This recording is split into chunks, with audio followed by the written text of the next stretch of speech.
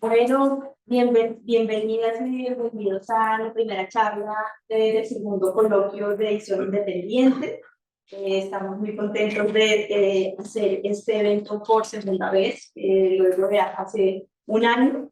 Les voy a contar un poco sobre el contexto, muy brevemente, antes de presentar a los invitados, les voy a contar un poco el contexto del evento. Este segundo coloquio de edición independiente es organizado por el PCI, o un grupo de estudios sobre edición independiente, que reúne a una serie de interesados y expertos académicos en el tema de las editoriales, perdón, el tema de las editoriales independientes hispanoamericanas.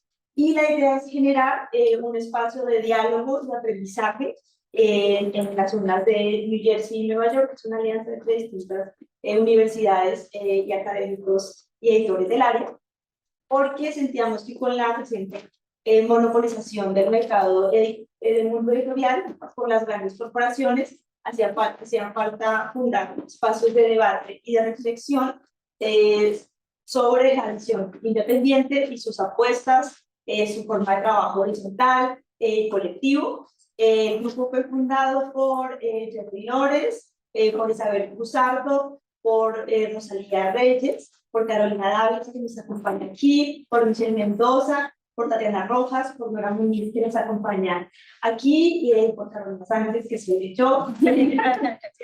Y este año, pues, tenemos dos eventos. Este primer evento con Dante González y Jorge Marcone, y la segunda plenaria a las 4:30, en la que participarán nuestros invitados Ana Cecilia Gardner, Gustavo Guerrero y John Thompson.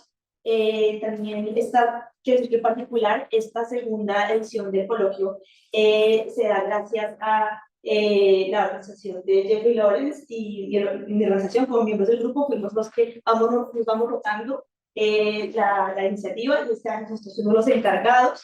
Queremos agradecer a la iniciativa del libro, de Rutgers, al CCA, que es el Centro de Cultural Studies, donde estamos en este momento, al Centro for Latin American Studies, que también nos ayudó en la financiación, a los profesores Jorge Marconi y Marcos Spars, del Departamento de Español y Portugués, y a Camila Tausen y el Indigenous Studies Group. Muchas gracias por todo el apoyo. Entonces voy a presentar a los invitados de hoy. Estamos muy felices de recibir desde el Perú a Dante González Rosales. Dante es editor, gestor cultural y poeta. Estudió literatura en la Universidad Nacional Mayor de San Marcos. Tiene estudios de maestría en antropología andina en la misma casa de estudios. Dirigió la editorial Andes Book, codirigió la revista Limen, Cultura y Literatura, además de la plaqueta de poesía Sotoboche. También trabajó en el Instituto de Estudios Peruanos con el programa Leer es estar adelante. Es uno de los fundadores de la Casa de la Literatura Peruana. Durante el 2019 dirigió su fondo editorial. Dirige el sello Pacarina Ediciones desde el 2009, que es el tema que nos reúne hoy, porque con el recorrido de esta editorial ha ganado el Premio Nacional de Literatura en 4 oportunidades en el Perú, 3 en la categoría de lenguas originarias y una en la categoría de poesía. Muchas gracias por venir, Dante. Y Dante tendrá una conversación con Jorge Marconi, que es profesor asociado del Departamento de Español y Portugués y de Literatura Comparada en la Universidad de Rutgers. También es codirector del Consejo Asesor de SARAS, que es el South American Institute for Resilience and Sustainability Studies. Y las investigaciones de Marconi se preguntan cómo la literatura y el arte ambiental latinoamericano, y especialmente el ecologismo popular e indígena, se investigan sobre estos temas y contribuyen a la manera como pensamos el presente y el futuro en las humanidades ambientales. Nuestros temas contribuyen a la manera como pensamos el presente y el futuro de las humanidades ambientales. Otras líneas de trabajo está dedicada a la literatura, el cine y las artes en la Amazonía, y cómo las culturas amazónicas, indígenas y no indígenas, contribuyen con un pensamiento muy original a los debates actuales sobre el significado de la sostenibilidad y la resiliencia. Entonces la dinámica va a ser que primero vamos a escuchar una presentación de Dante, luego vamos a empezar con la respuesta y la conversación con Jorge, y luego abrimos al público. Muchas gracias por acompañarnos en esta inauguración y de un colegio.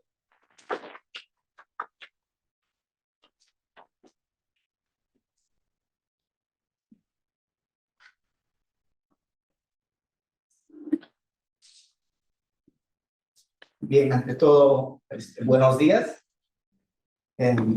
Yo quiero iniciar agradeciendo, por supuesto, a los organizadores que han hecho posible esta presencia, este evento, a la Universidad de Rutgers y, por supuesto, a Ayer, Carolina y a Jorge por esta oportunidad y a todos ustedes por participar del evento también. Yo quiero comenzar, voy a leer el resumen y luego voy a la diapositiva. El resumen que de alguna manera engloba la participación es la siguiente. Esta participación gira alrededor del trabajo realizado en el campo de las lenguas originarias y las literaturas regionales por el sello Pacarina Ediciones, dentro del circuito editorial peruano y latinoamericano. Teniendo como eje sus posibilidades, pondremos en relieve la producción literaria y de pensamiento andino-amazónico en lenguas originarias y de otras lenguas originarias de habla y habla.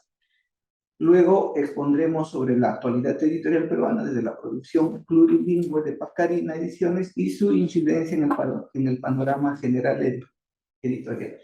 Para finalizar, realizaremos un breve repaso de nuestra producción, que superan ya los 200 títulos. Y quiero iniciar con esta última diapositiva, porque creo que es la que va a permitir de alguna manera contextualizar de qué estamos hablando. Cuando hablamos de lenguas originarias, estamos hablando de una población peruana de 34 millones, si yo no me equivoco actualmente, de las cuales 6 millones están hablando lenguas originarias.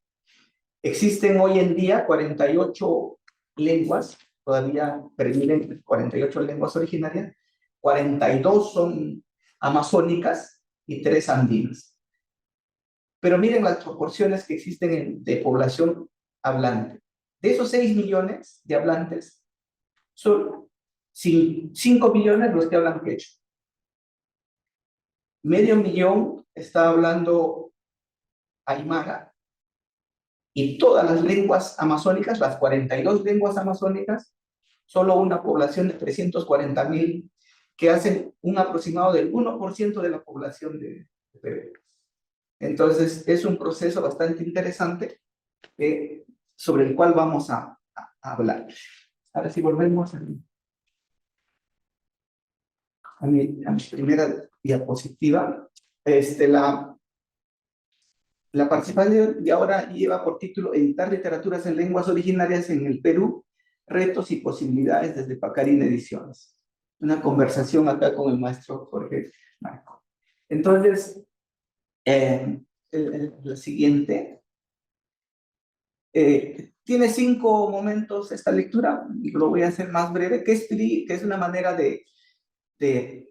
todas son palabras quechua, ya las 5, que es una suerte de resplandecer. Generalmente se da en el amanecer, por eso se traduce algo así como aparecer, la señal de que existe algo. Fuchpar es más bien llegar, anunciar, estar presente. Por ejemplo, las primeras garúas son una manera de estar ahí. Cuyuchi, que es mover un poco cómo está la situación. Pampa Ticra, que es más bien voltear la tierra, voltear cómo está hecha el circuito editorial. Y Caguanapa es como una suerte para seguir mirando, ¿no? Una perspectiva de lo que hay. Ya eso lo he tratado de dividir en esas 5 partes que además tienen que ver con la totalidad de la partición en el mundo andino, ¿no? El mundo andino, su totalidad termina completa cuando se divide en 5. Bueno, pero ese es otro tema. A ver, entonces Caparicu. Ya, voy a leer, ya ustedes pueden ir siguiendo la diapositiva, yo voy leyendo. La génesis de Pacarina Ediciones se remonta a las aulas de la Facultad de Letras y Ciencias Humanas de la Universidad Nacional Mayor de San Marcos. La segunda mitad de la década de los 90, cuando ingresamos a San Marcos, la Escuela Académica Profesional de Literatura solo tenía 3 cursos relacionados con lenguas originarias. Cursos de quechua, literaturas étnicas y orales y literatura quechua. Los talleres de poesía y de narrativa solo producían en lengua castellana. Es así que a finales de esa misma década nosotros publicamos la plaqueta Sotoboche, donde a propósito incluimos eso fue más bien una provocación donde incluimos un poema mío que se llamaba Pacharura, que estaba escrito en quechua.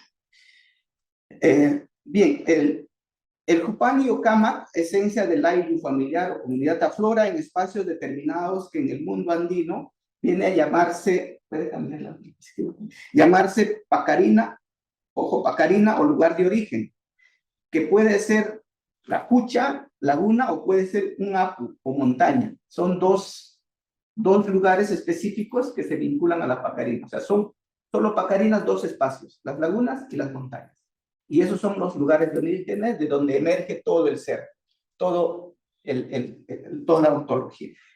Entonces, si bien no todos los espacios son lugares de origen, el nombre de Pacarina Ediciones como lugar de enunciación de lenguas y pensamiento andino-amazónico y de Abya Yala sigue un proceso.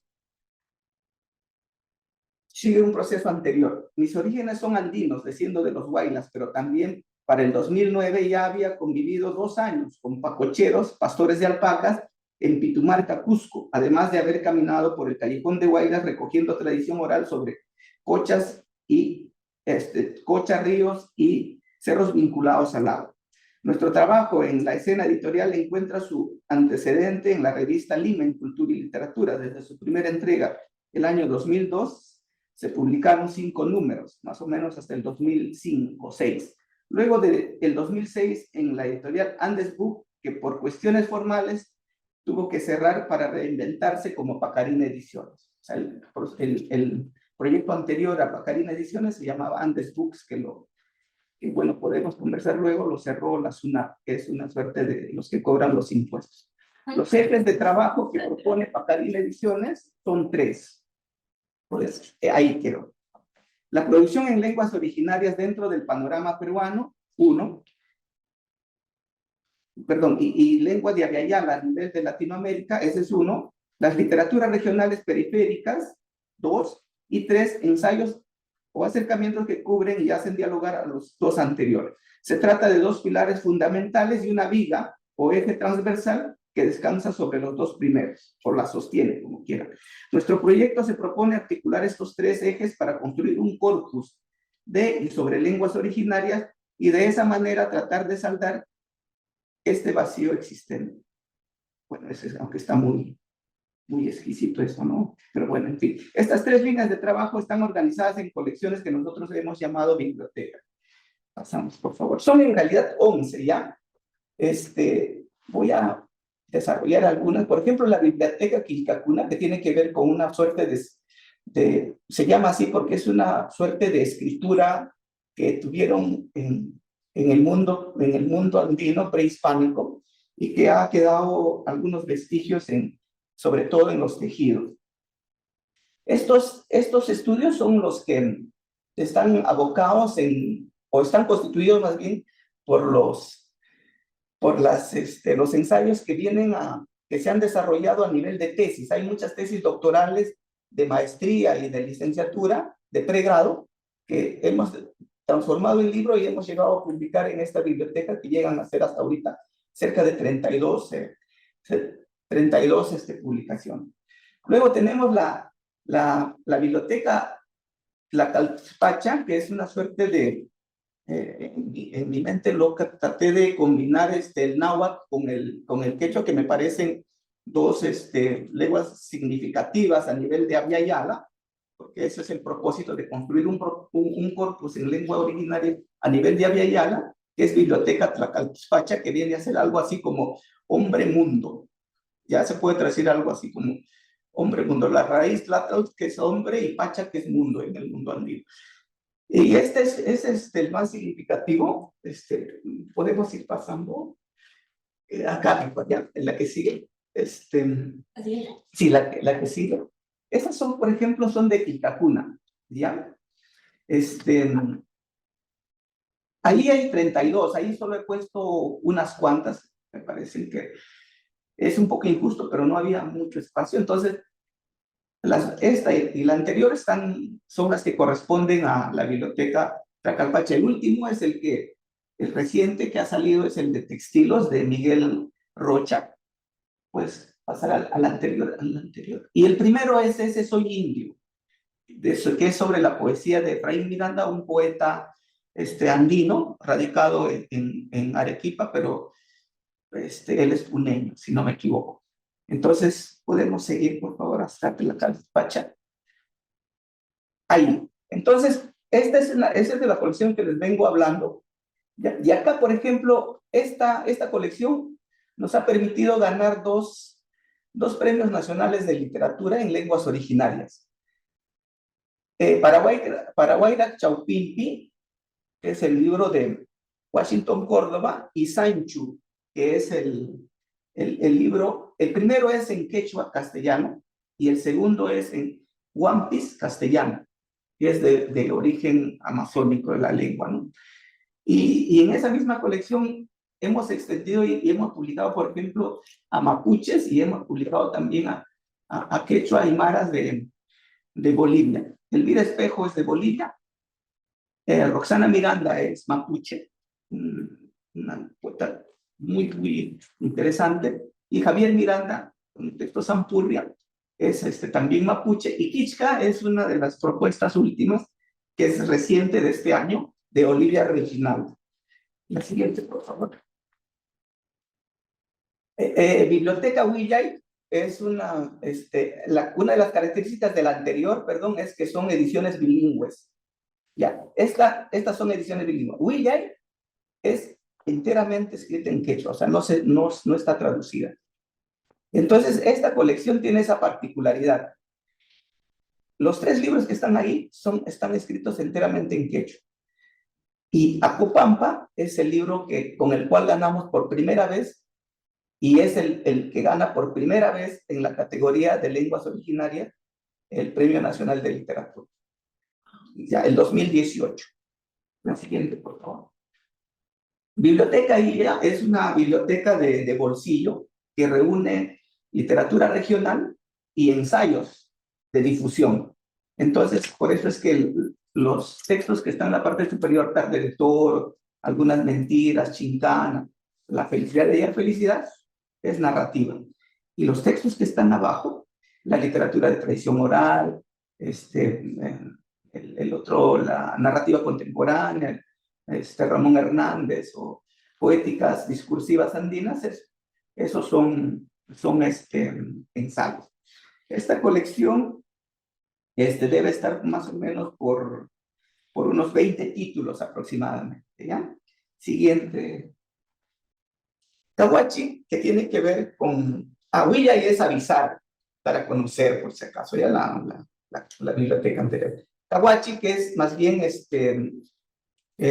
hacer ver algo que se deja de ver o se deja de estar en circulación, entonces volverlo a tomar es hacer ver. Cahuachi, ¿qué es eso? Volver a hacer. Y se trata de rescates editoriales. Entonces, por ejemplo, el texto de Benjamín Saldaña es un texto que se recupera de 12 diarios, La Felpa y la Sanción, que es de 1907. La fiesta Júbilos de Lima tiene más de 300 años, y es la primera edición, digamos, que se hace después de 300 años en el Perú. Tarma Pachaguaray es un documento de 1905, que también lo volvemos a editar después de 110 años más o menos, y es la primera edición completa que se hace.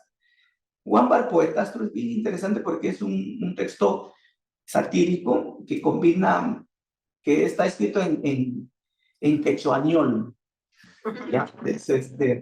Y es bien satírico, y es de descendencia apulimeña.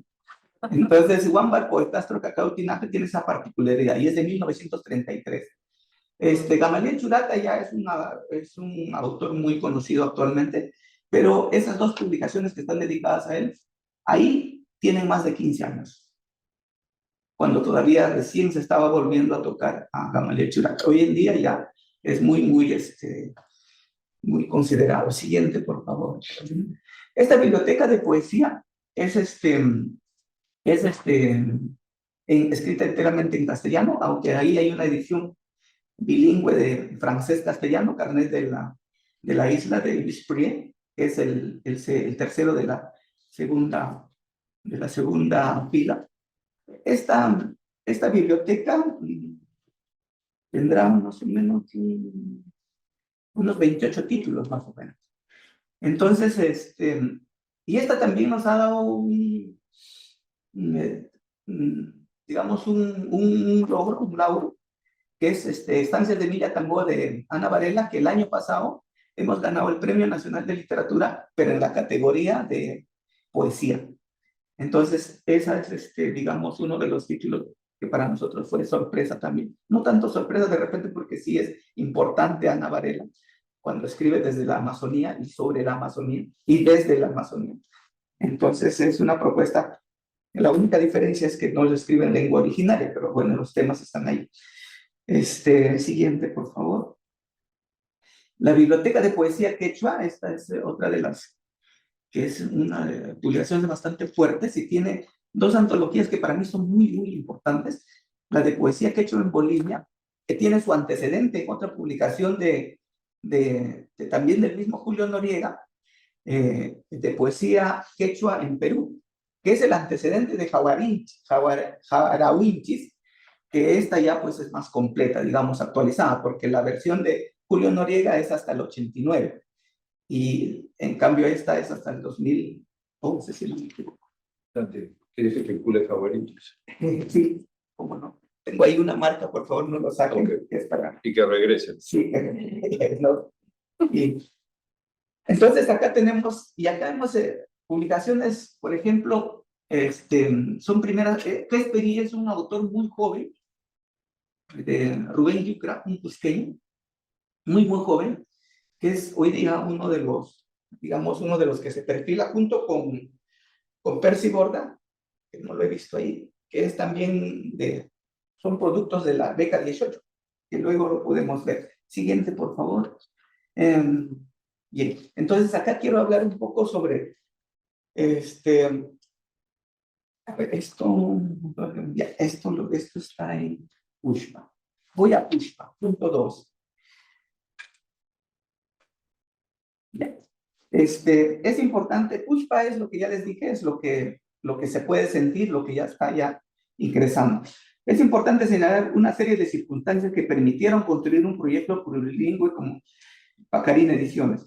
En el plano de políticas legales que posibilitaron nuestros inicios y desarrollo, podemos anotar, a grosso modo, la Ley para la Educación Bilingüe Intercultural del 2002, la Ley de la Democratización del Libro y Fomento de la Lectura del 2003, que regula el uso, preservación y desarrollo de recuperación y fomento y difusión de la lectura originaria del país. La Ley de Derechos de la Consulta Previa de los Pueblos Indígenas, eso está muy universalizado, a partir del convenio de 169. Entre otras. Pero hay dos experiencias acaso más decisivas que permitieron encaminar a Pacarina en los ejes que señalamos inicialmente. En primer lugar, los cursos de literatura étnicas y orales dictados por Gonzalo Espino y el de literatura quechua dictado por Manuel Larru. Cátedras que no tienen más de una década de creadas para los 90. En segundo lugar, el primer encuentro intercultural de poesía indígena del cono sur mapuche y quechua, que se dio en Osorno en el 2010. Asistir a estos dos cursos de letras de San Marcos nos permitió vislumbrar un panorama más amplio de la literatura nativa y originarias y tomar conciencia de la inexistencia de un corpus editorial contemporáneo de la literatura quechua, en particular y por extensión de las literaturas amazónicas y amerindias. Mientras que el evento realizado al sur de Chile, en Osorno, nos permitió un trabajo de proyección articulado a largo plazo.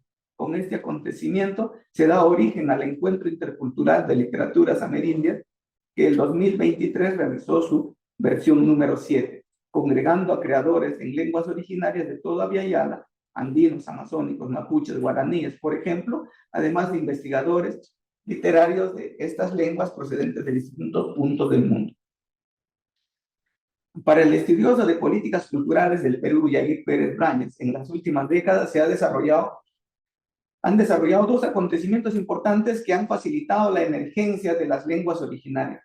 El trabajo de los profesores de educación intercultural bilingüe y la formación de intérpretes y traductores en lenguas indígenas u originarias que se dio a partir del Decreto Supremo sobre Política Nacional de Lenguas Originarias, Tradición Oral e Interculturalidad.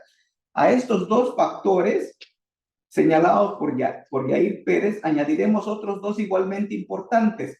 El Premio Nacional de Literatura, categoría Lenguas Originarias, cuya primera versión, ya lo señalé, lo ganó Pablo Landeo, y otras dos más con Washington Córdoba, y el último con Dina Nanco Sancho, y el Programa Nacional de Beca 18.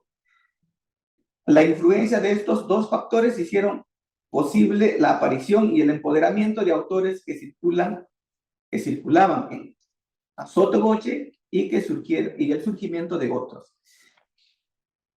Cuyuchi. ¿Podemos pasar, por favor? Mover un poco el establishment, ¿no? Desde sus inicios, el 2009, desde sus inicios, el 2009, Pacarina Ediciones ha publicado 85 autores y más de 200 títulos.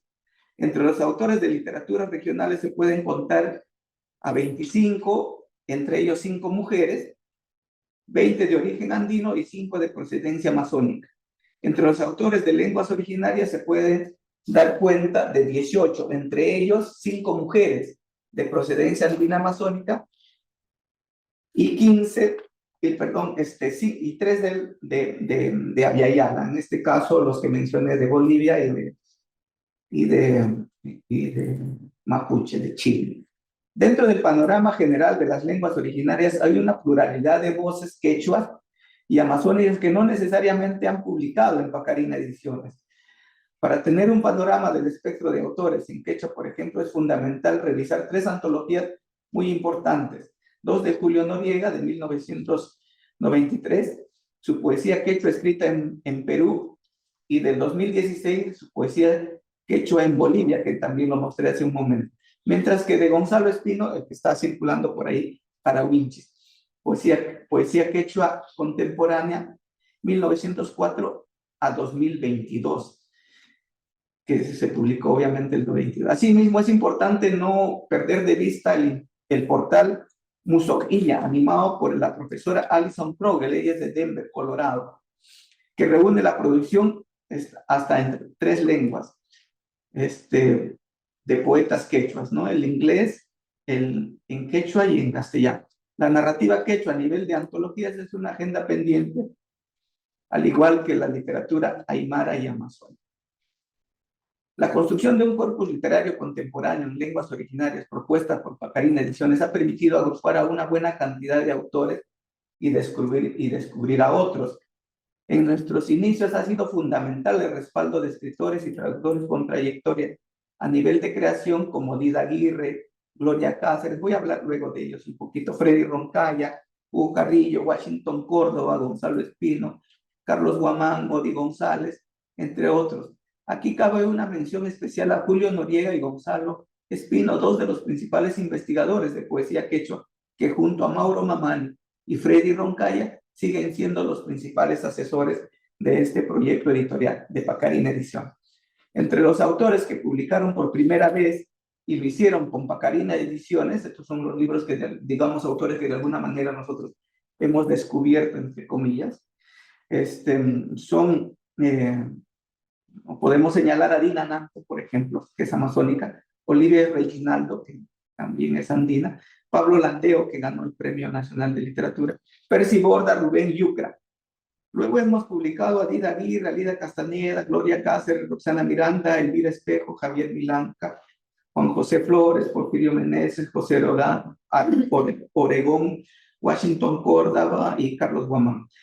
De los citados, Dida Aguirre ganó el Premio Nacional de Poesía en Lengua Quechua convocado por la Universidad Federico Villarreal, y con los otros 3 logramos el Premio Nacional de Literatura en categoría de lenguas originarias. Ya los mencioné a los 3, Pablo Landeo, Washington Córdoba, Dina Nanco, y en poesía, en literatura regionales, a Ana Valera.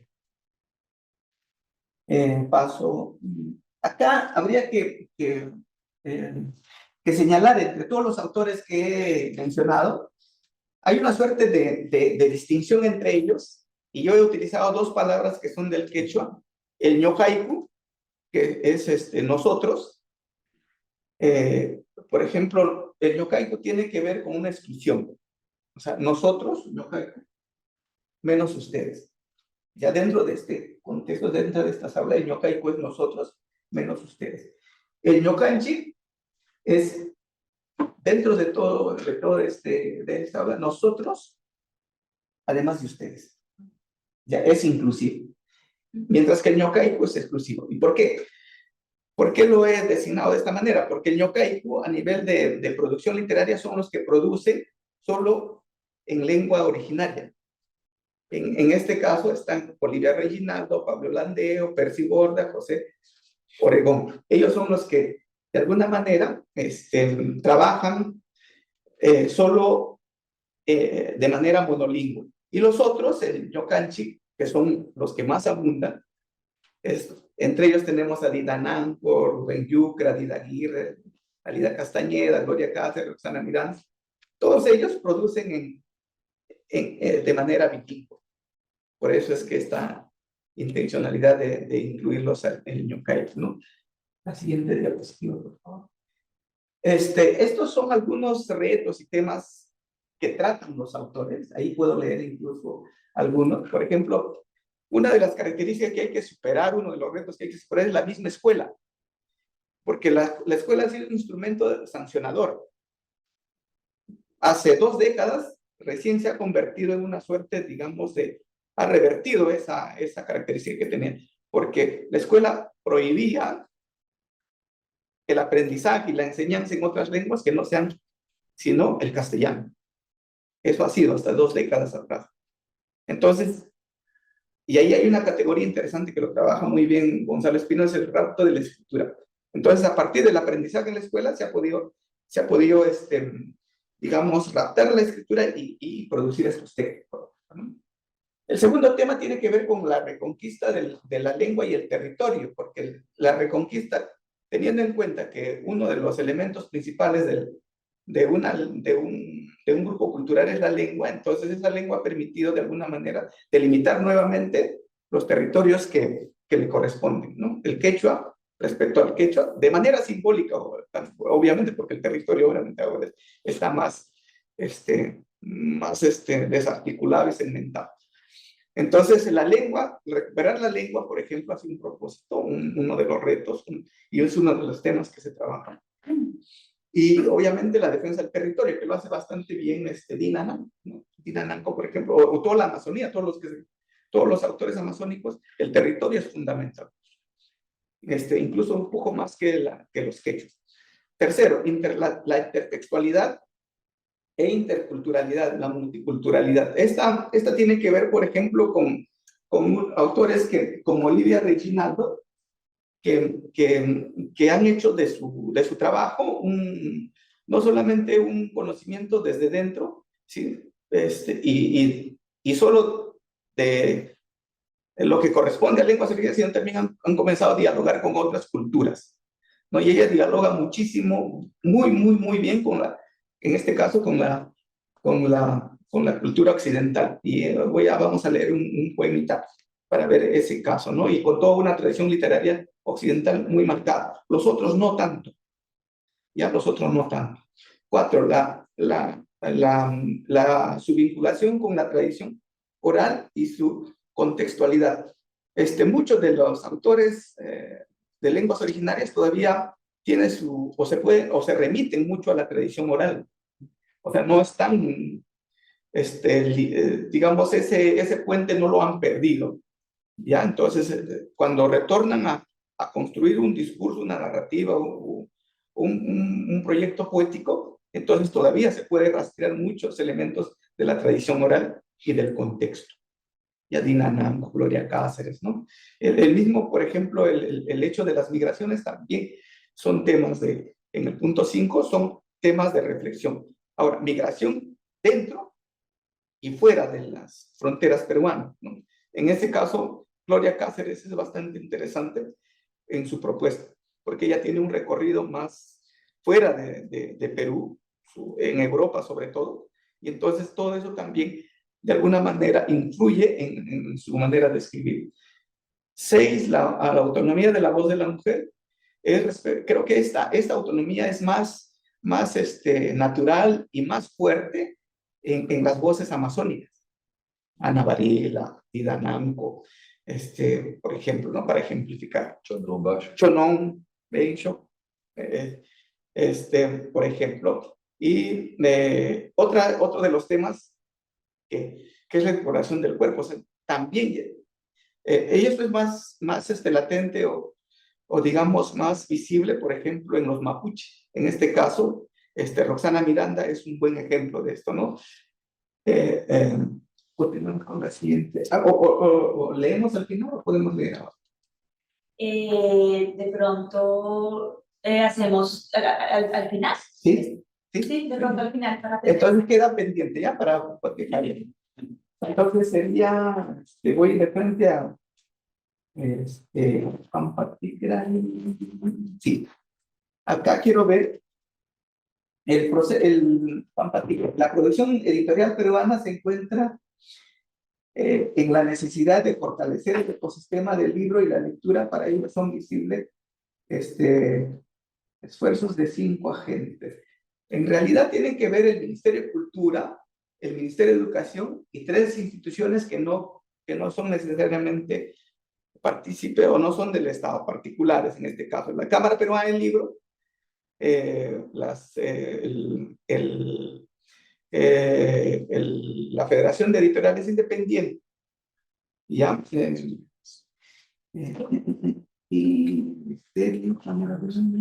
Sí, los 5. Y la Federación de Editoriales Independientes. A nivel de editoriales independientes hay 2. ¿Ya? Entonces, por ejemplo, los títulos registrados desde el 2008 hasta el 2009, es bien interesante, hay que ver que, para ejemplificar nomás, el 2008, cuando todavía no existía Pacarina, se publicaron en lenguas originarias 13. Ya, el 2000, de manera desarticulada. El 2009 se publicaron 19, digamos, cerquita de 19 publicaciones del total, y el 2019, estas son estadísticas de la Biblioteca Nacional. El 2019, de los casi 8.000 títulos, se publicaron 59 títulos en lenguas originarias. La siguiente diapositiva. Lo particular de esto es que en ninguno de los casos las lenguas originarias llegan a superar el 1%, salvo el 2013. Y hay un caso bien particular, pero que no están de acá, no está incluido acá, que es el del 2022, que llega a superar llega casi a bordear el 2%, solo el 2022. De ahí, todos los demás años nunca ha llegado a superar el 1%, las publicaciones en lengua originaria. Y si comparamos con lenguas extranjeras, siempre las lenguas extranjeras han sido mayor que las lenguas originarias. Cuando ya hablamos en lenguas extranjeras, estamos hablando en inglés, portugués, francés, etc. Mire, del total, ¿no? La siguiente diapositiva. En esta misma lógica,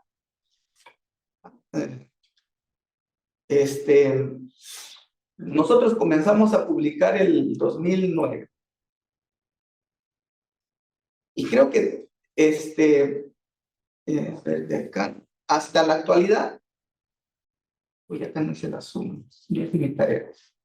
Pero bueno, hemos llegado a publicar como algo de... Esto es de títulos publicados en lenguas originales. Ah, no, estos son de la biblioteca, con razón. Mire, en 2019 hay una buena cantidad de quechua. Acá lo que quiero tratar de distinguir es dentro de las lenguas originarias, cómo se divide la publicación de ese porcentaje que no llegue al 1%, mire cómo están divididas. El 2008 se publicaron 13, de los 13, 9 son en quechua, 3 en aymara y 1 achua. Y si vamos al 2019, lengua amazónica, No hay ninguna. Desde el 2010 hasta el 2019 no hay ninguna publicación. Desaparecieron. Y todo está básicamente constituido por quechua y aymara. Y el caso particular, el 2017, se registra 2 en Mapuzungún, que son los 2 títulos que nosotros publicamos, los 2 únicos. Ya, la siguiente diapositiva, por favor. Estas sí son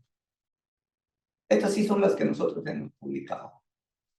Ya, el 2009 comenzamos a publicar y nuestro porcentaje ha ido creciendo.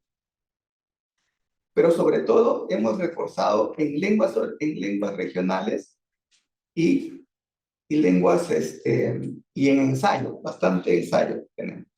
Es la mayoría de publicaciones y en lenguas originales. A ver, son una suma rápida que no lo he hecho. O la siguiente diapositiva creo me ayuda. No, la anterior, por favor. Mire, creo que eso lo tengo anotado. A ver. Un segundito, por favor. Un 31 en lengua original. Sí, del 31. Ya, acá está, esta parte lo leo. Durante los años que van del 2008 al 2019, se han registrado 308 libros en lenguas originarias, de los cuales se distinguen 283 en lengua quechua, 21 en aymara y 2 en lengua amazónica y 2 en lengua diablillada. La lengua amazónica desaparece de las estadísticas hasta el 2022, cuando registramos el libro de Dina Nanco, el poemario Sancho, escrito en Huampis, poemario con el que ganó el Premio Nacional de Literatura. Luego podemos cotejar que durante todo este periodo solo se llegaron a registrar 2 títulos en Mapuzungún, que también ya lo señalamos. Con este contexto podemos empezar la conversación de los compañeros. Sí, y cierro con la otra estadística, solamente para referirme que a nivel de adquisiciones que hace el Estado de las lenguas de publicaciones para las bibliotecas en el Perú, igual, no llega a superar el 1% de todas las adquisiciones. Esto he puesto los ejemplos del 2022 y 2023. El 2022 compró el 1.8% de todas las adquisiciones, solo el 1.8% son en lenguas originales. Perdón,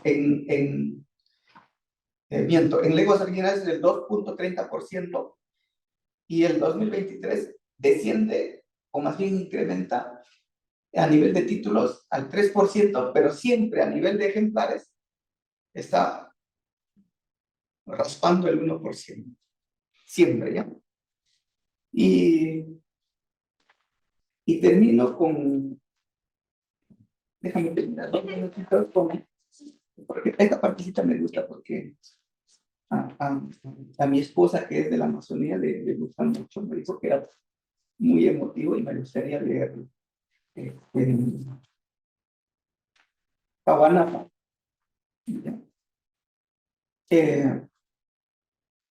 Para ir finalizando, debemos anotar que Pacarina Ediciones viene publicando, acá está, ¿verdad? Viene publicando el 10.39% de la producción en lenguas originarias hasta el 2019. Se trata de una edificación de un corpus contemporáneo de textos plurilingües de manera orgánica y constante. Los antecedentes de Pacarina Ediciones, tal vez poco orgánicos, pero importantes, son la experiencia del Centro Bartolomé de las Casas con recuperación de tradición oral quechua del sur peruano, además de las publicaciones de la gramática y diccionarios del quechua realizados por el Instituto de Estudios Peruanos en el periodo del gobierno militar del general Juan Velasco Alvarado. Luego de esas experiencias nos quedan nombres importantes, entre ellos Quilco Huaraca y José María Arguedas, el hermano mayor. Los retos son grandes si se tiene en cuenta que el Perú aún pervive en 48 lenguas, en el Perú perviven 48 lenguas originarias, 3 andinas y 45 amazónicas, correspondiente a 6 millones de hablantes de lengua originaria, 5 millones de quechuas, medio millón de aymaras, ese es el último cuadrito, 350,000 hablantes de las distintas lenguas amazónicas. En este escenario, Pacarina Ediciones solo ha publicado 8 de estas, o en 8 de estas lenguas. Ciñéndonos en el planteamiento de Enrique Dussel, no debemos perder de vista la necesidad de construir un corpus de publicaciones en lenguas originarias y de sus literaturas regionales para replantear nuestro pensamiento, nuestra cultura y sobremanera nuestra educación. La bibliodiversidad de Perú es incipiente en el panorama de la publicación editorial, aún sigue siendo una invitación a medias. Entonces, Pacarina Ediciones puede ser una provocación para la réplica de otras editoriales, una antorcha vigente que camina sobre legado arguediano como un demonio feliz publicando en castellano y lenguas originales. Muy necesario. Gracias.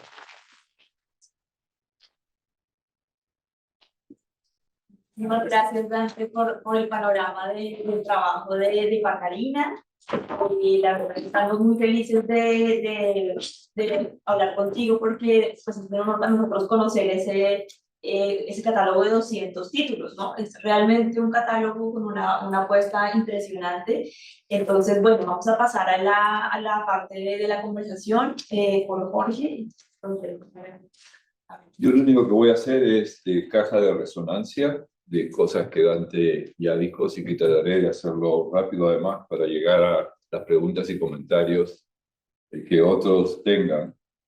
Y como parte de esa resonancia, entonces también empiezo por agradecerle al jefe y a Carolina y a todos los involucrados en haber permitido que Dante llegue hasta aquí hoy día y nos haga esta presentación. Lo primero que quiero volver a llamar la atención en lo que Dante ya ha dicho es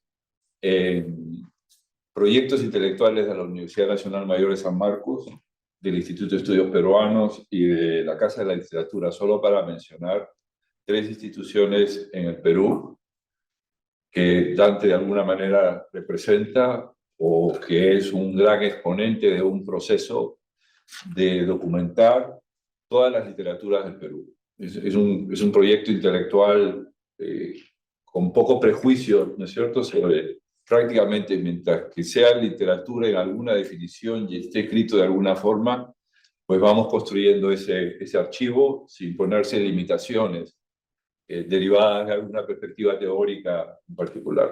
Antes de este conversatorio ya estuvimos Dante y yo almorzando juntos y hablando más de la teoría literaria, pero no vamos a ir por ese camino otra vez. Pero es un proyecto muy inclusivo de construir archivos y ya vamos viendo qué pasa una vez que vamos construyendo esos archivos y estos son lugares, sin lugar a dudas, importantes en el panorama cultural del Perú, tanto como Pacarina. Por supuesto, Dante ha elaborado con bastante elocuencia su propia visión del proyecto editorial y regresaré luego a hacer un comentario sobre eso, pero también quería destacar su capacidad de gestión. ¿Cierto? Son del 2019, en medio de una crisis económica mundial, sobreviviente de una pandemia. No es poca cosa esta capacidad de gestión y es el tipo de virtudes que a veces nos olvidamos de celebrar en situaciones académicas, pero que también merecen un reconocimiento. Tengo particular fascinación o gratitud en el proyecto de Pacarina, no solo por lo que tiene que ver con literaturas amazónicas, como sospecharán algunos de ustedes, sino antes que nada por lo de las literaturas regionales, porque es una manera de la cual Pacarina está tratando de hacer crecer el archivo de una vieja disputa un tanto inútil que existe en el Perú entre escritores de Lima y escritores provincianos, pero cuyo debate refleja en sí mismo la necesidad de ampliar ese archivo de literaturas regionales. Literatura que se escribe al margen de los movimientos literarios, no solo al margen de Lima, sino que tiene su propia agenda, tiene sus propias prioridades. Así que en términos de la visión del proyecto Pacarina, si a lo de las literaturas regionales le sumamos el trabajo hecho en publicar literatura en lenguas originarias, a lo que Pacarina está contribuyendo, archivo que nos permita pensar una narrativa para la historia de la literatura distinta a como la hemos pensado hasta ahora, que por general está muy basada en la historia política de la nación y en lo que va ocurriendo en los círculos literarios de Lima. Así que en ese sentido es un trabajo fundamental y es una piedra de base para décadas por delante, no solo de trabajo de Pacarina, sino de estudios literarios en el Perú. Un par de cosas más sobre ese proyecto. Casi siempre estamos en el 1% de las publicaciones salidas en el Perú, son en lenguas originarias, y es verdad que si bien por un lado la población que habla alguna lengua originaria en el Perú apenas bordea el 16% del total de la población, bueno, de todas maneras 1% es muy poco, 16% no es ninguna minoría, ¿no? Es un porcentaje grande, 16%, y si estamos en una total de 1%, significa que todavía hay mucho trabajo por hacer.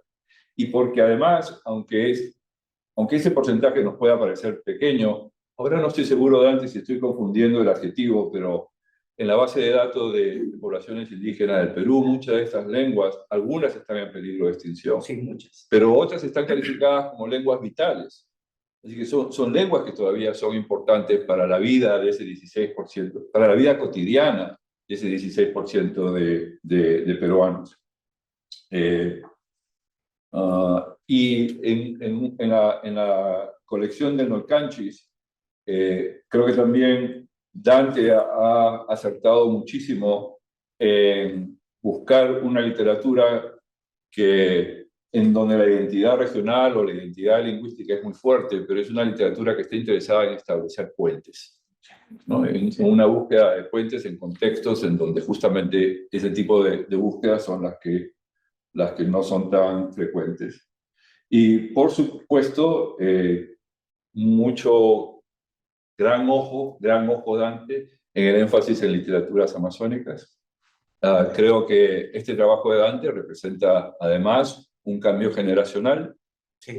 Encontramos que hay muchos colegas más jóvenes que están interesados en una atención a la cultura de la Amazonía en el Perú, aunque no lo vayan a contar por ahí fuera de acá, pero en el Perú se vive un andescentrismo, ¿no? Una excesiva focalización en el mundo de los Andes, que tiene sus ventajas, pero también tiene consecuencias imprevistas.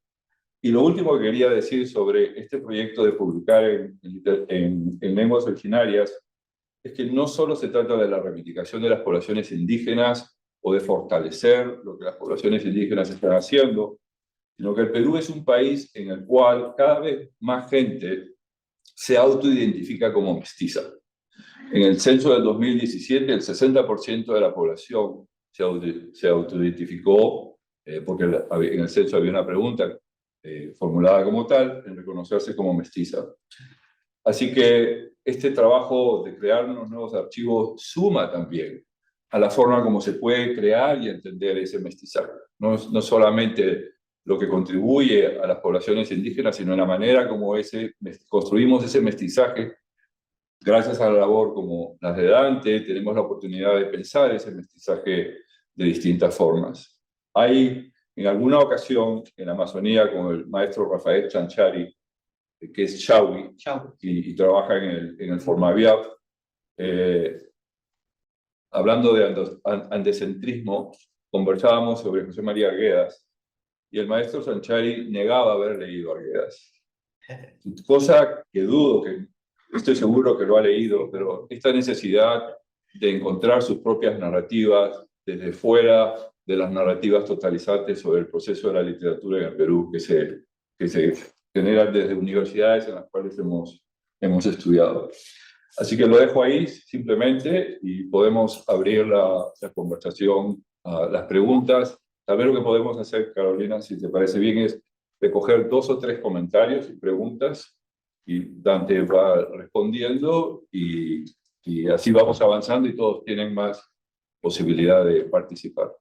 Sí, muchas gracias Jorge, por también contextualizar la discusión. Y sí, para nosotros era muy importante que hubiera un espacio de intercambio. Entonces, pues les escuchamos si tienen preguntas sobre la exposición en general. Sí, muchas gracias, Dante, por venir, por tu participación aquí con nosotros.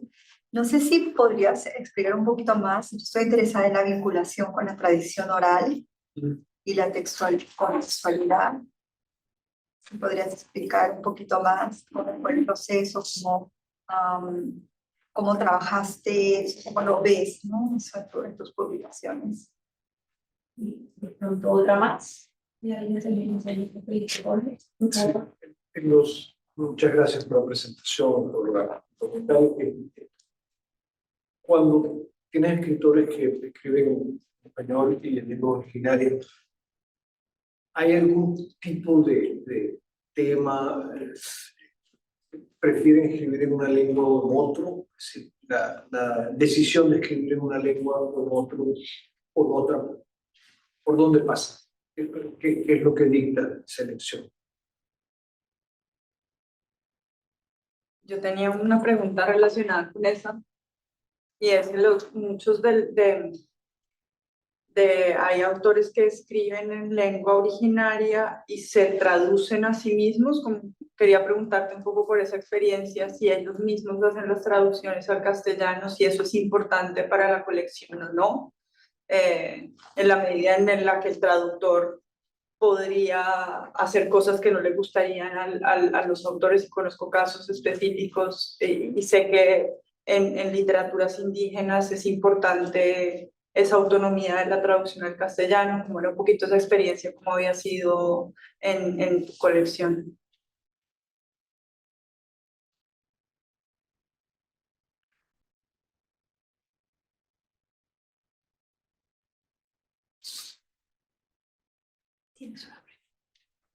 Solamente muchas gracias, Dante, por esta presentación. He aprendido muchísimo. Y tengo otro comentario después, pero siguiendo tu participación, yo me preguntaba acerca del Ñuñaicu.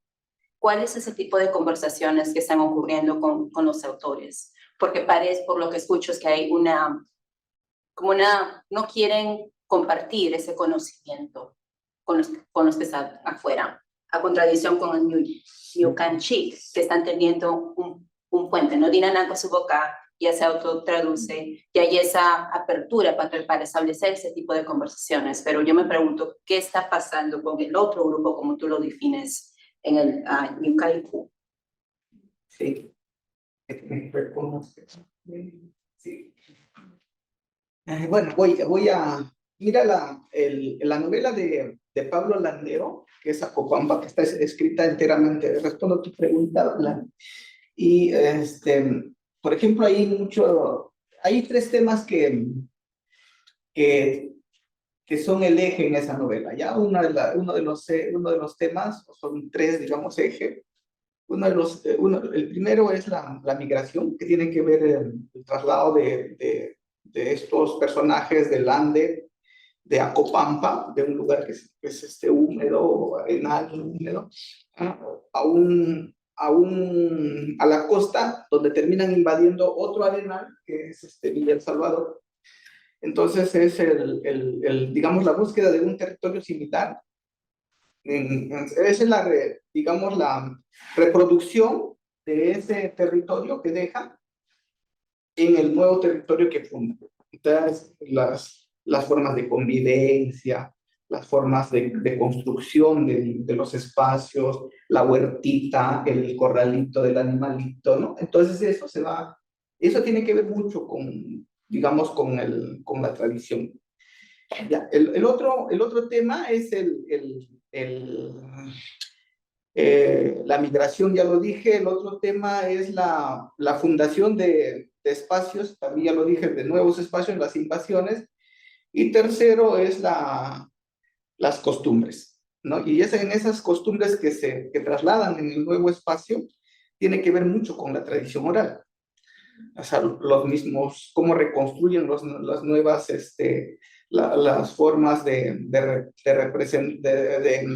por ejemplo, de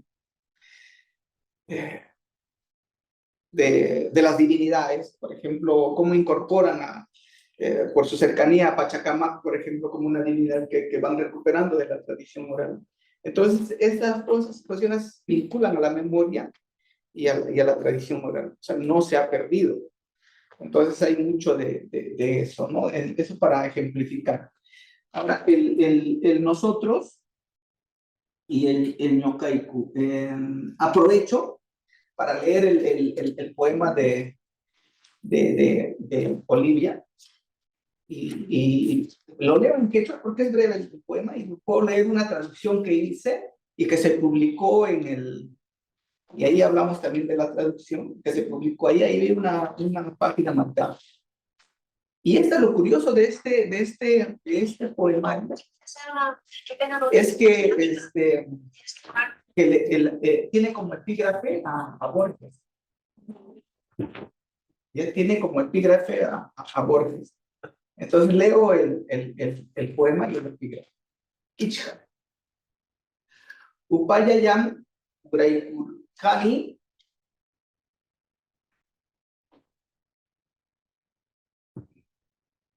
Kichka.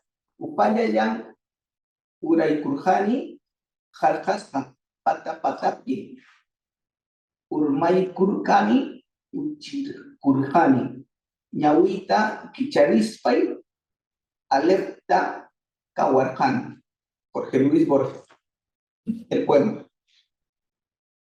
Kan mi huk pata, chaymantam kausay kawachi kun manan chayka kuchupichu altupin chaypin tupan yapan imarisisqanchik ima musyarqanchik pas sutinmi kishqa chaypin yachaqkuna yuyay masqakunapas sayan chaypin chihak tarikun chaymantam hochapis huchan chaymanta urkupas urku chaypi punin pachapas pacha. Ahora, ella no se traduce, ¿ya? Ella es de las que solo escribe en quechua, al igual que Pablo, por una cuestión que ahora la vamos a conversar, pero primero leo la traducción. Esta traducción me pidió que haga Gonzalo Espino, mi maestro.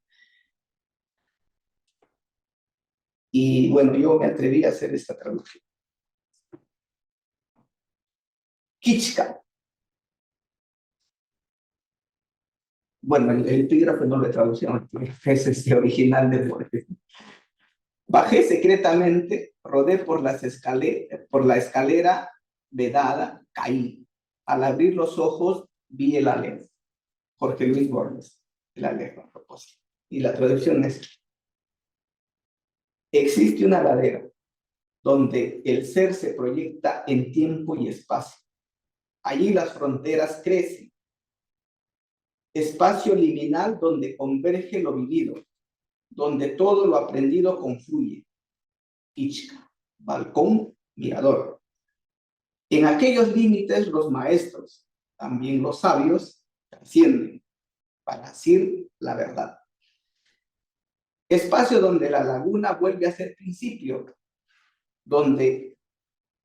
tiempo donde el cerro vuelve a ser protector, donde el mundo renace.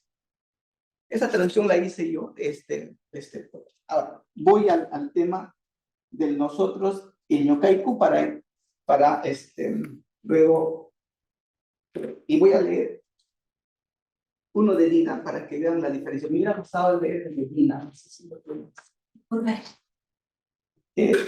Y leo esta que es de Dina libre.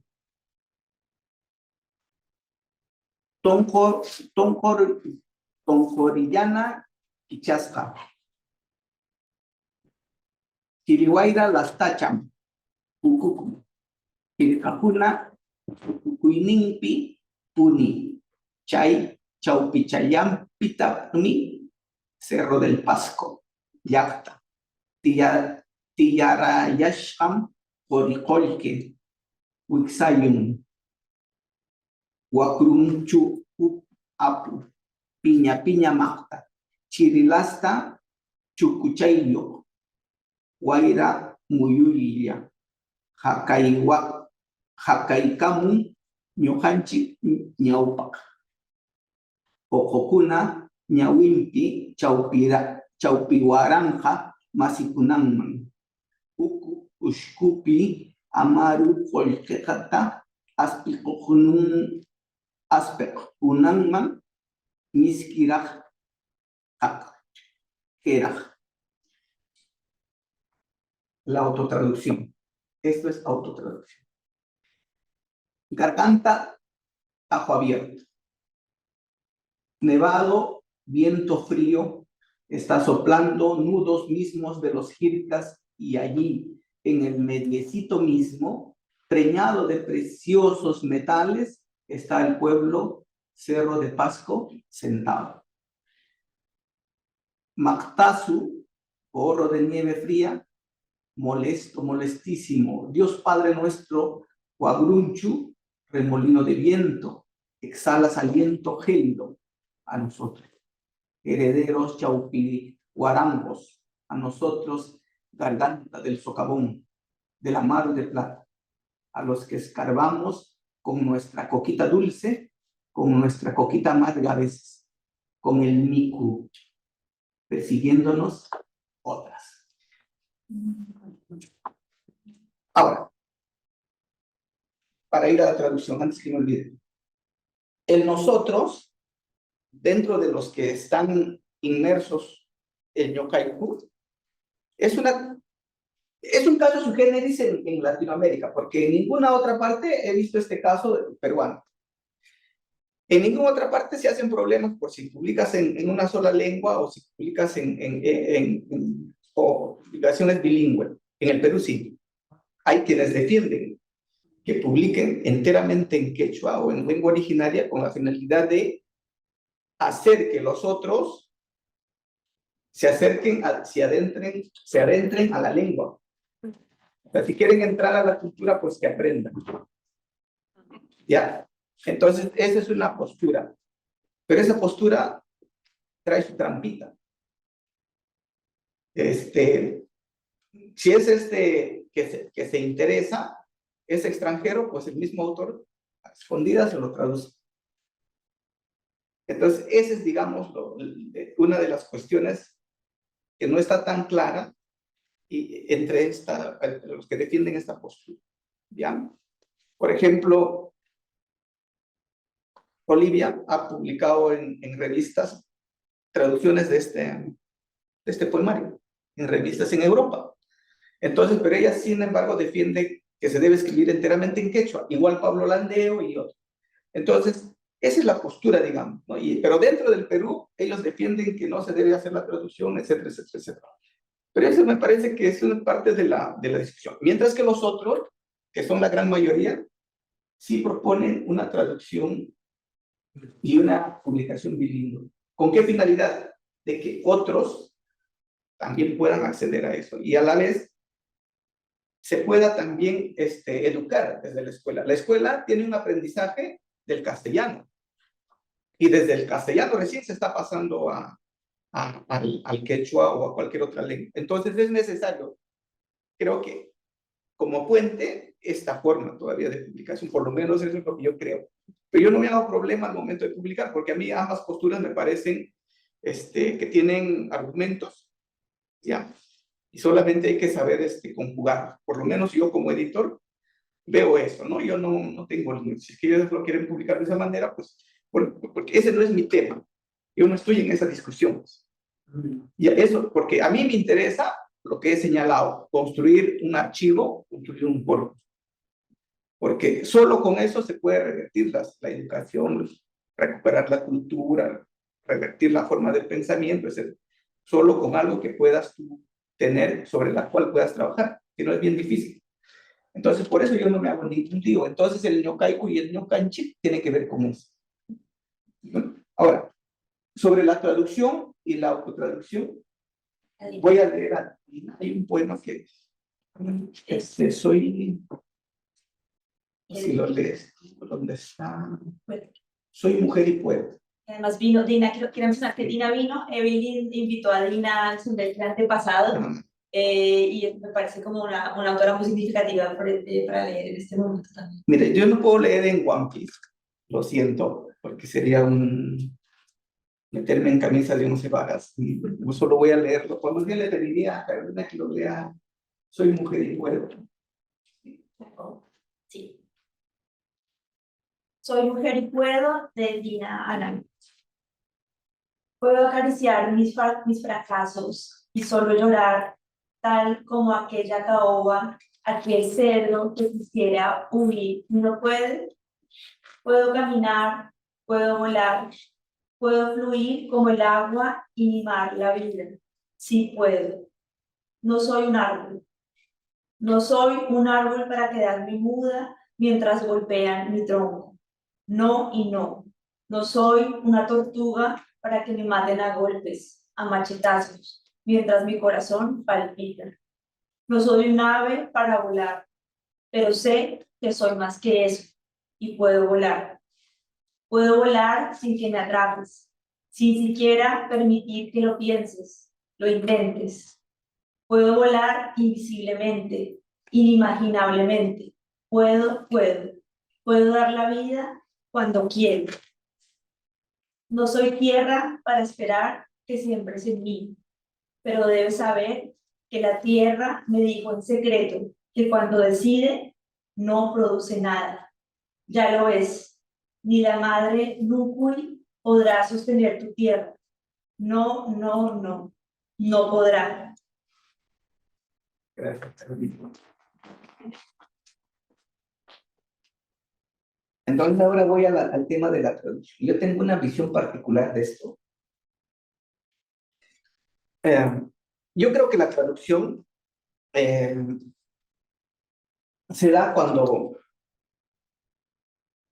la traducción, para mí un ejemplo de traducción es lo que yo he hecho con el poema de Olivia Reginato. Lo que hay acá es una autotraducción, pero yo no llamaría una autotraducción, yo llamaría otra versión de ese mismo poema. Entonces, eso es lo que yo creo que hay dentro de, por ejemplo, de Dina. Y por lo que he conversado, creo que sí. Y creo que también pasa lo propio con Dida Aguirre y otros casos. En el caso peruano esto es bien particular, ¿ya? Porque no hay autor de lenguas originarias que haga que otra persona haga su traducción. Ellos hacen otra versión del poema. Reescriben en otra lengua. Ya, eso es característico. Lo que no pasa, por ejemplo, en algunos casos de Latinoamérica, como el paraguayo, El guaraní. el guaraní, Susirías es bueno, la autora, o el caso, por ejemplo, de Roxana Miranda Rupailaf, que es el libro que ella, por ejemplo, no habla, está recuperando, hay un proceso bien interesante de los mapuches, que ellos están recuperando la lengua. Ellos hay muchos que han perdido y entonces están en un proceso de aprendizaje, que lo está haciendo Roxana Miranda, que lo está haciendo Javier Milán, salvo Leonlaf, que es otro mapuche, salvo él, que sí habla. Y él sí hace, yo diría en ese caso, él sí hace otra versión del poema, aunque él también lo llama autotraducción. Pero yo creo que no son autotraducciones. Bueno, esa es mi parecer, otra versión, es una cuestión. Entonces, eso a nivel de traducción, de autotraducción o de otra versión del caso, según se dé, ¿no? Creo que con eso respondo las 4 preguntas, algo que... Sí, Sí, una pregunta creo que vinculada con lo que habían preguntado los demás, pero también que tiene que ver un poco con lo que dijo Jorge sobre la gestión, que me parece muy interesante. Cómo, o sea, creo que también una cosa es querer, ¿no? Como que ampliar mucho la literatura en lenguas originarias y otra cosa es poder hacerlo hasta cierto punto, ¿no? De seguir publicando a través de todos estos años.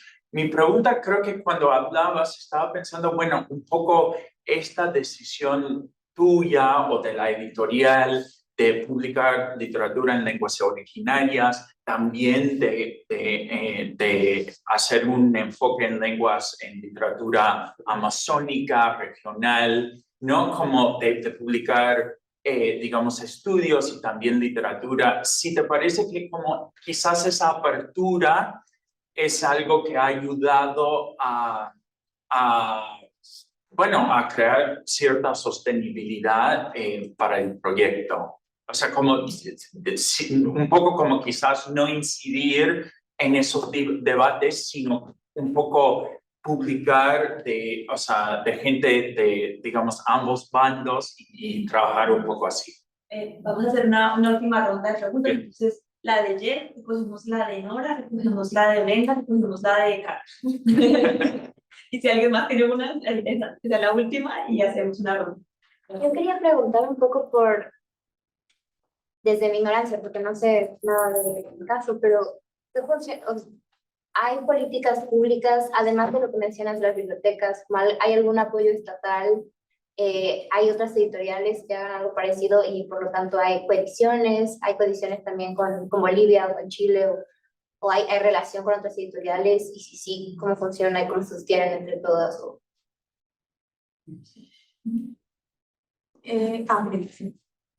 Tiene que ver un poco con lo de la política pública y un poco la pregunta tendría que ver también con la distribución, con el promedio de ejemplares que imprimes de cada libro y si hay, digamos, una resonancia en otros lugares del Perú para que puedas distribuir tus libros y si hay apoyo económico directo desde política pública, pero también con ventas.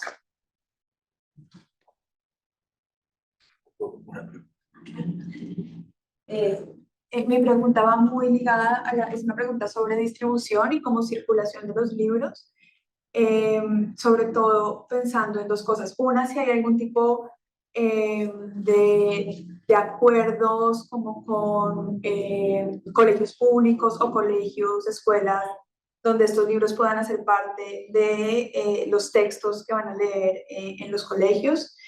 Y lo otro era, ahora que dices esto del mapudungun y de las personas que están recuperando su lengua originaria, en Colombia pasó que después de la Constitución del 91 que reconoce los pueblos indígenas y las lenguas de los pueblos indígenas como lenguas oficiales también, pasó que muchas personas, que aumentó también el aprendizaje y el uso de estas lenguas, muchas que ya se creían pues que ya estaban casi extintas. Entonces quería saber si de alguna manera había alguna conexión o si hay algún estudio o algo que dé cuenta de cómo, por ejemplo, ha contribuido a pues estos procesos también de recuperación de sus propias lenguas bueno, en esta distribución, si se hace a nivel también local, pues qué pasa en ese encuentro en las comunidades con estas colecciones. ¿Y recogemos la de Jorge? En relación a la traducción, tiene que ver con lo que han preguntado en torno a la distribución, porque la traducción será una cosa que en el Perú se discute mucho dentro de los proyectos de educación intercultural bilingüe. Y la otra pregunta sobre traducción, que no tienes necesariamente que responder, pero tengo la necesidad de plantearla. Cuando hablamos de la traducción, nosotros hablamos de la traducción desde una manera de entender el lenguaje, derivada del signo lingüístico, del significante, del significado y todo eso. Las lenguas originarias pueden tener totalmente otra lingüística. Cómo pensar lo que es el lenguaje de una manera totalmente diferente y desde el punto de vista pensar lo que es la traducción también de otra manera. En el mundo amazónico la norma es la metamorfosis. es el que todo cambia, no el que todo mantiene la identidad. Pero podemos dejarlo para después, porque creo que las otras preguntas coinciden en una preocupación sobre la distribución. Ya, sí. A ver. Voy a la pregunta de Nora. Sí hay políticas de Estado desde más o menos el 2018 que se dan por intermedio del Ministerio de Cultura, que les llaman estímulos económicos para la cultura, y donde tú puedes presentar un proyecto. Es más, este libro fue ganador de un estímulo económico. Gracias a ese estímulo se publicó.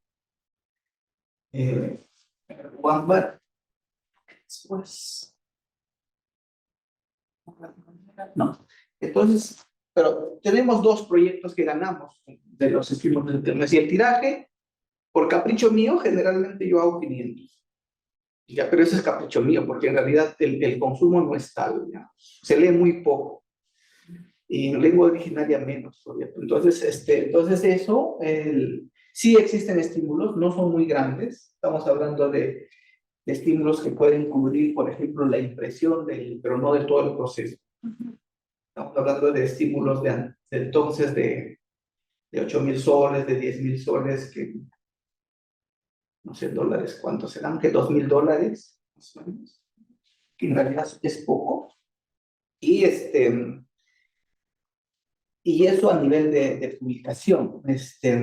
Hay estímulos para la lectura, hay estímulos para bibliotecas, hay estímulos para bibliotecas.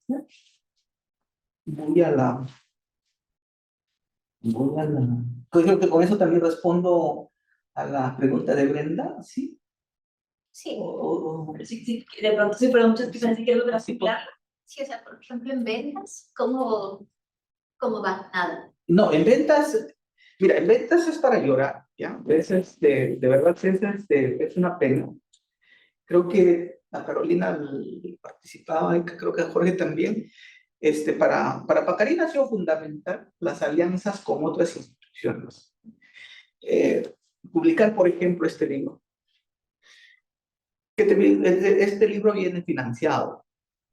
Ya este libro viene financiado, entonces lo que hace la institución es decir, ya, públicalo, distribúyelo, lo que vendas, pues publicas esto, que no vas a vender. Entonces, esa es más o menos la situación.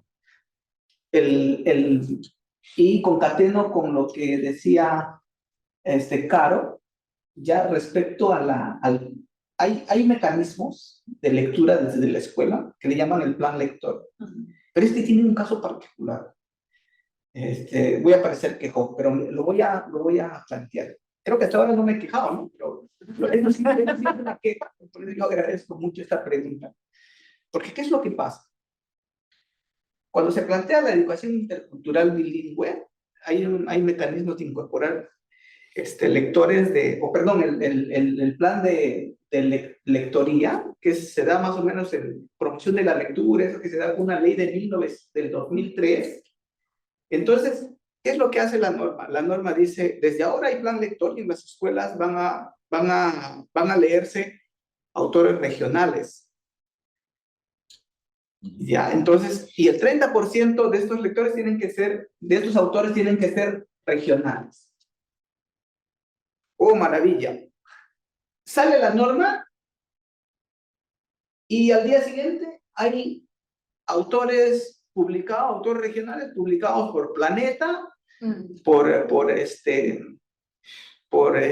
Santillana, y autores publicados por Alfaguara, que se han llevado a Oscar Colchado, que se han llevado a De Gregory, a Julio,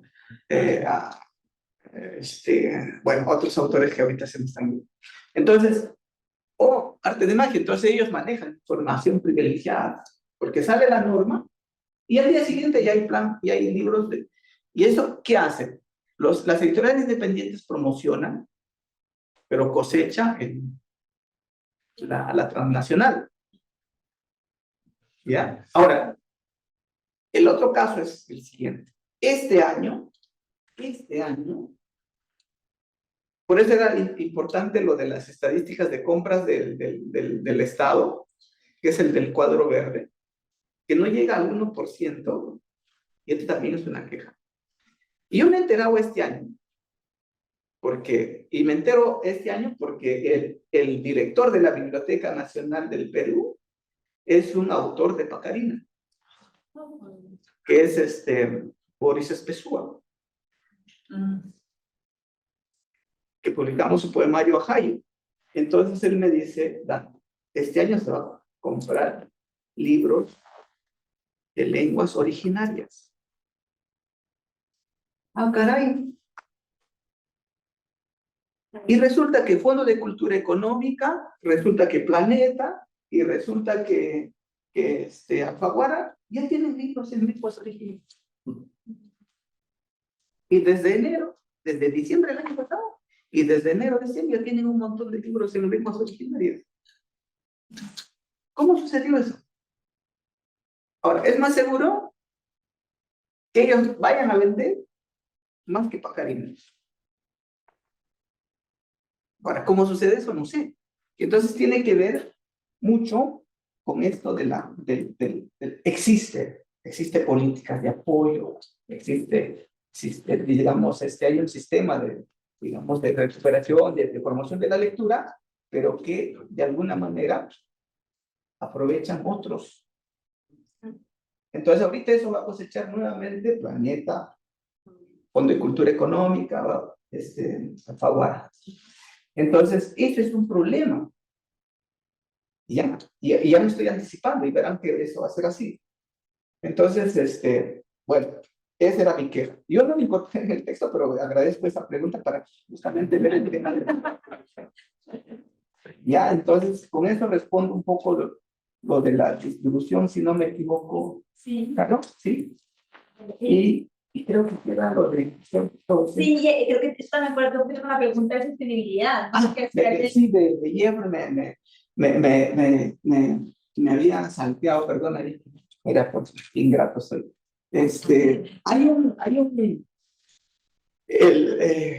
Latinoamérica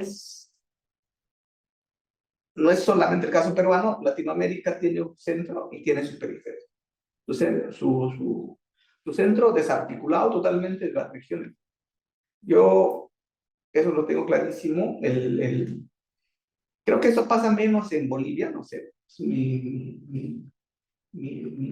mi lectura, pero en Perú es tremendo, en Ecuador es tremendo, en Colombia es tremendo, y creo que hasta México también, no sé. Entonces el centralismo en Chile ni hablar. Entonces el centralismo en Latinoamérica es fatal y desarticula totalmente todo.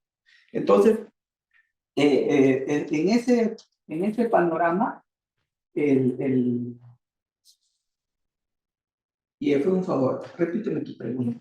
No, o sea, en realidad tenía que ver un poco también con esta idea de incluir distintas, de no solo enfocarse en la literatura en lenguas originarias, sino también como que pensar esta cuestión regional, o sea, de agrupar quizás distintos tipos de literatura que no salían, digamos, en el panorama más comercial en el Perú, y si te parece que eso tiene algo que ver con la sostenibilidad del proyecto, ¿no? Como que, digamos, encontrar una forma de combinar varias cosas para tener esa sostenibilidad. Sí y no. ¿Por qué? Porque esto amplía el espectro, ya. Y los dos ejemplos de plan lector van ahí, ya. Eso tiene que ver con eso, con el tema.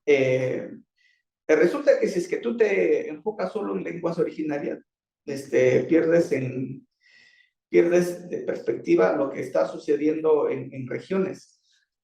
Y el proyecto de Pacarina, yo creo que sí te lo he dicho, Jorge, también. El proyecto de Pacarina siento decirlo, no es un proyecto económico, no parte de lo económico, es un proyecto cultural. Entonces, O sea, ¿cuál es mi intención? Que Pacarina quede como un hito y que sea una invitación. Ahí respondo la pregunta a otras editoriales. Y lo está haciendo, porque muchas editoriales que están publicando hoy en día en quechua, sobre todo en quechua, que ha crecido, siempre me llaman. Me llaman y me hacen, ¿cómo hago esto? ¿Cómo hago lo otro? ¿Cómo? Entonces, Pacarina en el fondo es una escuela. En el fondo es una escuela. Y no solamente una escuela a nivel de producción, sino también a nivel de estandarización, por ejemplo, de textos de ensayo. Yo le llamo un texto texto de corrección y de edición, que tiene que ser referente, o me parece referente, el texto de Alison Krogel sobre este texto de Muso Quilla, porque ese ha sido, digamos, nuestra prueba de fuego para estandarizar, para corregir textos de esta naturaleza, ensayos que combinan distintas lenguas. Entonces, es importante en ese sentido, pero Muso Quilla está en el de Quilcas, creo que sí lo he incorporado. El segundo, Muso Quilla, ese para mí es un referente de cómo editar y corregir textos de lenguas originarias, que tengan que ver con lenguas originarias. Porque nos ha costado mucho trabajo hacer ese libro. Y nos ha llevado a tomar decisiones a nivel de edición, cómo hacer. Ya, entonces, mucho trabajo. Ha sido un dolor de cabeza en realidad, pero nos ha ayudado para todo lo demás. Ya, nos ha facilitado el trabajo para todo lo demás. Entonces, a nivel de ventas es muy poco. Y por eso es que yo apelo mucho a la compra del Estado, porque solo el Estado puede hacer que circulen y generen lectores.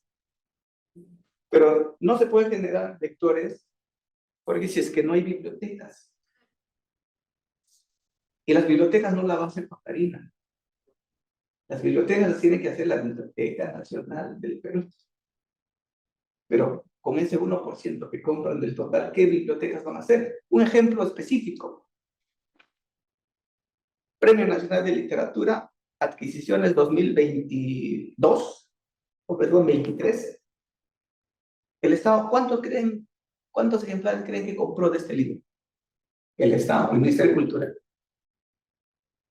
Adivinen. 80.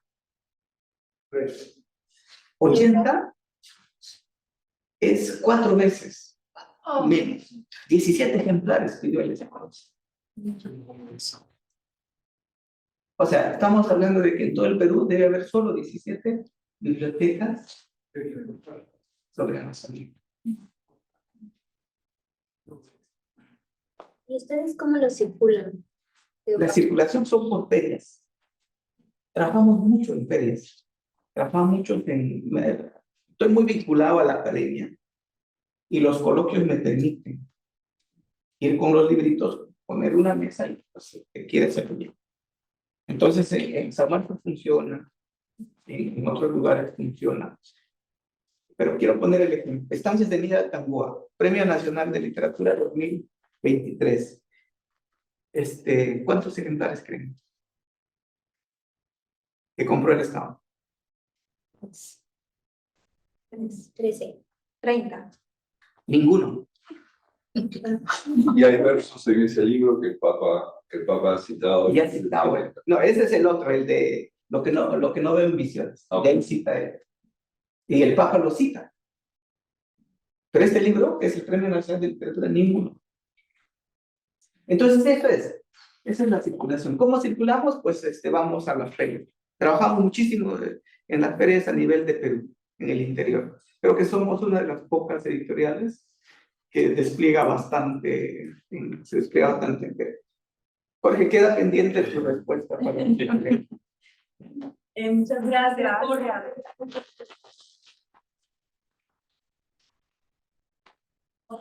Por toda la discusión.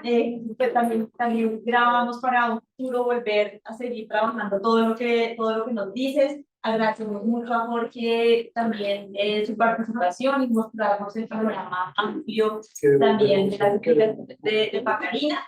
Y pues ahorita, pues, si nos quieran pueden seguir preguntándoles más adelante, y oficialmente el siguiente evento es a las 4:30, que va a ser la plenaria Independent Publishing and Sociology of Literature, donde estaremos acompañadas por Ana Cecilia Cáceres, Gustavo Guerrero y John Thompson. Así que aquí mismo, el mismo canal, el mismo lugar. Entonces, muchas gracias a todos por estar acá, y bueno, pueden hacer también preguntas a otras preguntas adelante, y sobre todo a Dante. Gracias por la visita.